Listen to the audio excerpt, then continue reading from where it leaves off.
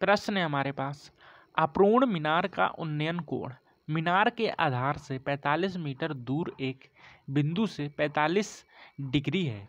मीनार के बने जाने के बाद उसी बिंदु से मीनार के शीर्ष का उन्नयन कोण 60 डिग्री हो जाता है। नवनिर्मित भाग की ऊंचाई ज्ञात कीजिए। ये रहे आपके सारे ऑप्शंस। अभी इस प्रश्न को कैसे हल करना है तो आइए समझते हैं।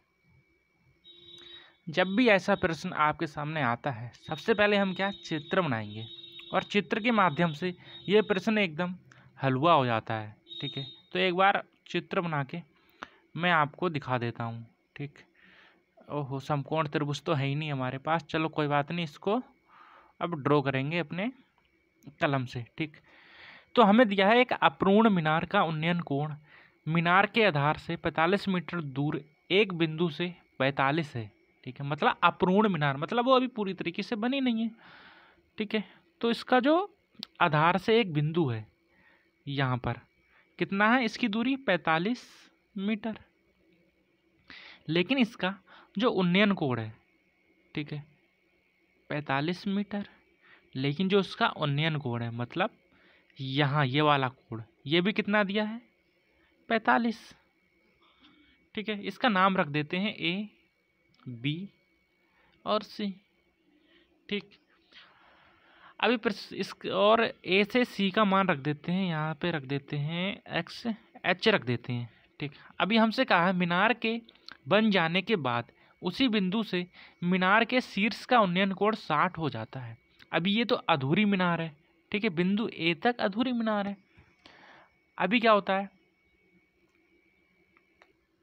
मतलब हमें 10 मंजिले की इमारत बनानी है, लेकिन अभी हमारे सिर्फ 5 मंजिले बने पाए हैं। ठीक है, अभी 5 मंजिले ऊपर और बनने हैं, तो इसमें और 5 मंजिले ऐड कर देता हूँ।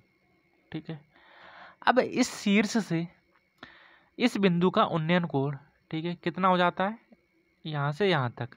अब ये जो कोण बनेगा यहाँ पर वो 60 डिग्री का बनेगा।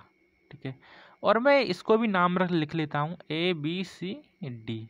हमसे क्या पूछा है, नवनिर्मित भाग की ऊंचाई, मतलब डी और ए की ऊंचाई पूछिए। इसको मान लेता हूँ मैं एक्स। ठीक है, अब सबसे पहले हम क्या करेंगे, सबसे पहले हम ये एच है इसका मान निकालेंगे। तो ये कैसे निकलेगा, तो भाई ये हमने साइन, कॉस, टैन, सेक, कोसेक ये सब पढ़ा होगा 10th में। ठीक है, 10th में इसकी पूरी सारणी थी। और हमने ये भी पढ़ा होगा लाल बट्टे कक्का।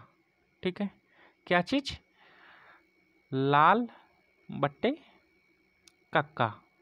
ठीक है, इसको एक तरीके से और भी कहते थे कि लंगड़ा आम लाया खाएगा, ऐसे कुछ। ठीक है, लेकिन हम क्या कहते थे इसको, लाल बट्टे में कक्का। ये भाग होता है साइन, ये कॉस, ये टैन। तो जब लंब और आधार दिया होता है तो हम हमेशा टैन लगाते हैं। टैन की वैल्यू कौन सी है, ये वाली। एल मतलब लंब, ए मतलब आधार। ठीक है, तो हमें लगाना है टैन 45। ठीक है, और बराबर में कौन सा, एल बट्टे में ए, मतलब लंब बट्टे में आधार। ठीक है, तो टैन 45 का मान कितना होता है, वो होता है 1। ये सारणी बनी हुई है। ठीक है, ये अपने तरफ से नहीं लगा रहा हूँ। टैन 45 का मान 1 होता है। बराबर में लंब कितना है हमारे पास, एच, और ए कितना है, 45। ठीक है, यहाँ से हमें एच की वैल्यू मिल जाएगी कितनी, 45। ठीक है, तो ये एच की जगह मैं कितना लिख देता हूँ, 45। ठीक, अब इसको हटा देते हैं, हमारे पास एच की वैल्यू मिल गई। अब हम क्या करेंगे, हम लगाएंगे tan 60, ये पूरा वाला बड़ा वाला। ठीक है, मतलब यहाँ से लेके यहाँ तक का लंब लेना है इस बार हमें। तो tan 60 फिर से होगा क्या, लंब बट्टे में आधार। तो tan 60 का मान कितना होता है, √3। ठीक है, tan 60 का मान होता है √3। बराबर में लंब कितना है, 45 प्लस में x, 45 प्लस में x। ठीक, यहाँ से हम x का मान निकाल लेंगे, कितना, 45 √3। ठीक है, अरे रुको, हमने आधार तो लिया ही नहीं। ठीक है, हमने लंब की वैल्यू ले ली लेकिन आधार की वैल्यू तो ली नहीं। आधार की वैल्यू कितनी है, 45। ठीक। अब यहाँ से जब हम इसको सॉल्व करेंगे तो हमें √3 का डायरेक्ट मान रखना पड़ेगा, ठीक है।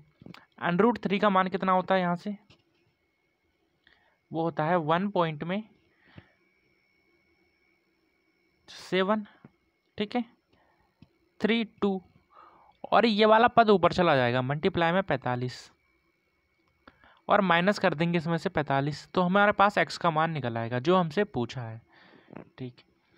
तो इसमें थोड़ा ऊपर नीचे आएगा, हम लेते हैं यहाँ तक, ठीक है, ज़्यादा पॉइंट नहीं लेंगे ना, क्योंकि हमें समय बचाना है। तो 45 × 17 कर देते हैं, यहाँ कर देता हूँ 45 × 17, ठीक है। 7 पंजे में 35, 7 चक्कों में 28, 5 एकम में 5, 8 5 13, 14 15, 16 का 6, हासिल लगा 1, 4 एकम 4, 5 6 और 1 7, कितना 76.5, माइनस करना है 45 को। यहाँ से कितना आ जाएगा हमारे पास, यहाँ से वैल्यू आएगी 6 में से 5 गया कितना 1, 7 में से 4 गया कितना 3.5, ठीक है। थोड़ा सा ज़्यादा आएगा इससे, क्योंकि हमने क्या किया था, ये 2 पॉइंट छोड़ दिए हैं। x का मान इससे थोड़ा सा ज़्यादा आएगा, हम ऑप्शन में देखेंगे 31 से थोड़ा सा ज़्यादा कौन सा है, ऑप्शन नंबर ए हमारा राइट और करेक्ट आंसर। अगर हम मल्टीप्लाई में इन पूरी वैल्यू को लेते हैं तो हमारा एग्जैक्ट 33 आएगा, ठीक है, 33, हाँ 33 ही आएगा एग्जैक्ट, ठीक। हमने क्या किया था, ये 2 वैल्यू छोड़ी थी, तब हमारा 31.5 आया, मतलब ऑप्शन नंबर ए हमारा राइट और करेक्ट आंसर हो जाएगा, ठीक है। समझ में आया ना, धन्यवाद।